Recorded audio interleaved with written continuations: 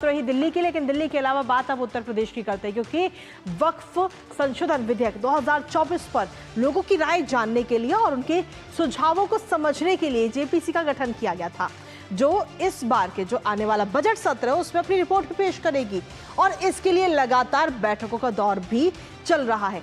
लेकिन लखनऊ में वक्फ संशोधन अधिनियम को लेकर एक मीटिंग हुई, जिसमें यूपी सरकार ने वक्फ बोर्ड की संपत्तियों की पूरी सर्वे रिपोर्ट जेपीसी को दी है और साथ ही ये बड़ा दावा भी कर दिया है।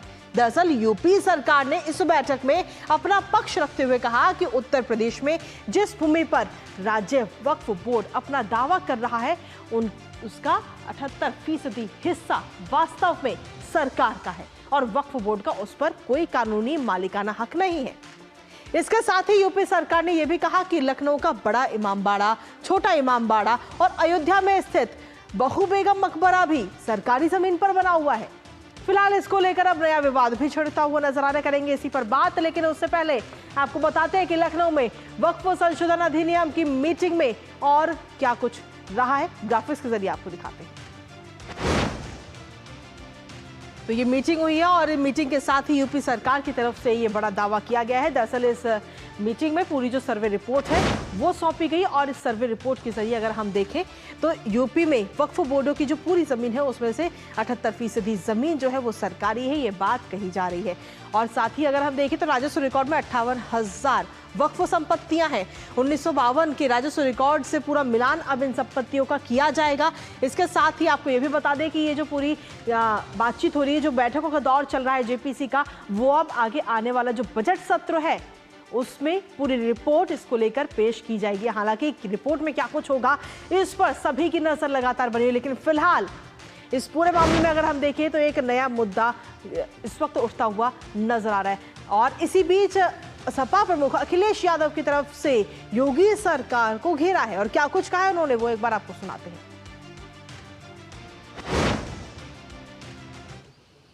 जिस तरीके से भारतीय जनता पार्टी सबसे बड़ी भूमाफिया बनकर के आई है, किसी जिले की आप रजिस्ट्रियां चेक कर लो, और अगर ये बात सही नहीं है तो मैं अपने पत्रकार साथियों से कहूंगा कि लखनऊ की जितनी भी रजिस्ट्रियां हुई हैं, अयोध्या जैसी धार्मिक धरती, प्रभु श्री राम की धरती, वहां की रजिस्ट्रियां चेक कर लें, गोंडा तक की चेक कर लें, सबसे ज्यादा आप भारतीय जनता पार्टी के लोगों को पाओगे ये वक्फ की जमीन को केवल कब्जा करना चाहते हैं, ये विवाद खत्म नहीं करना चाहते हैं, कोई झगड़ा नहीं खत्म करना चाहते हैं। और इसी पर ताजा अपडेट लेते हैं, हमारे साथ हमारे सहयोगी विकास सिंह इस वक्त जुड़ रहे, सीधा उनसे बात करेंगे। विकास, वक्फ बोर्ड की तरफ से ये बैठक हुई और इस बैठक में अगर हम देखिए तो कुल मिलाकर जो संपत्तियां हैं उनमें से 78% संपत्ति यूपी सरकार की है, ये बात कही जा रही है। और इस बात के बाद में, इस दावे के बाद में कहीं ना कहीं एक नया विवाद भी खड़ा हो चुका है। विकास जी बिल्कुल, पूरे देश की निगाहें इस समय वक्फ संशोधन विधेयक पर है और लोगों को उम्मीद है, जो आम गरीब मजलूम लोग हैं उनको ये उम्मीद है कि संसद में ये बिल जब पारित होगा तो उन गरीबों के लिए जो वक्फ का निर्माण किया गया था उन लोगों का भला हो सकेगा। निश्चित रूप से परसों जब यहाँ पर वक्फ जेपीसी की बैठक हुई और यहाँ पर सरकार के नुमाइंदों ने अपनी बात बताई तो सभी लोग हैरत में आ गए थे कि वक्फ किस कदर यहाँ पर जमीनों पर कब्जा जमाए हुए है। निश्चित रूप से मुख्यमंत्री योगी आदित्यनाथ ने जो कैबिनेट में नई नियमावली को मंजूरी दी थी, उसके बाद ही ये तमाम सारी चीजें निकलकर सामने आ रही हैं।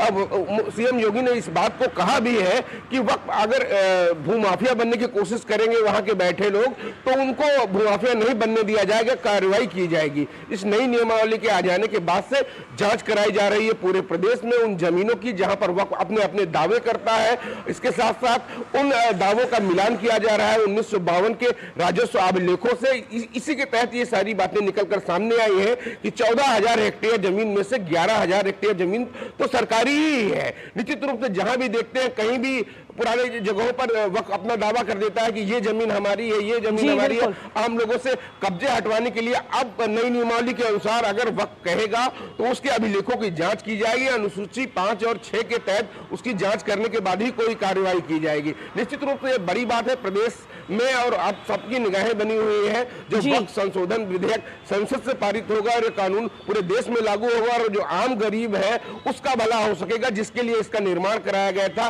देखा गया था कि सिर्फ वक्फ में जो जमीनें हैं, जो संपत्तियां हैं, उन पर जो कब्जेदार हैं, जो कुछ खास रसूखदार लोग हैं, सिर्फ वो अपना ही भला चाहते हैं। आज तक किसी आम लोगों का इससे भला नहीं हो सका, किसी गरीब, किसी महिला को वहां पर उससे वक्फ पे कोई फायदा हुआ हो, ऐसा कोई मामला सामने आता नहीं है। तमाम सारे लोगों की यही आवाज है कि यह बिल ज्यादा से जल्दी पारित हो और आम लोगों का भला हो सके और खासतौर से उन कब्जेदारों से, उन ठेकेदारों से मुक्ति मिल सके।